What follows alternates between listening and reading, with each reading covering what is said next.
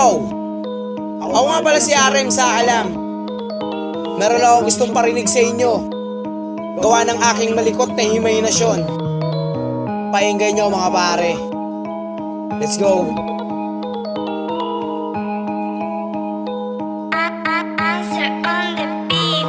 Mapapalagpag ang lahat kapag ako nagpalibag ng mga letra mabigat na ako lang nagbubuhat. Kaya huwag kayo lumapit sa'kin kung hindi ka pa sapat. Dapat patay ang mga tunay kung ayaw mo masapak. O diba, bida ka? Sige magbiga-biga. Walang pumapalag sa akin dahil ako'y kakaiba. O iba, kaya hindi mo madagagin. Iba't ibang estilo ang aking ginagamit. Dami-dami nyo sinasabi na kayo so walang alam. Bakit di nyo subukan para tayo'y magkaalamanan? Salita ka na salita, wala namang nakikinig. Paano ba naman kasi ang utak mo ay patuloy? Gusto mo yung ganito, yung walang yaang tangina? Lumayo-layo ka sa'kin, baka mapatay kita. Kung impyerno gusto mo ay ibibigay sa'yo. Kaya ngayon pa lang pare, magdasal-dasal ka na.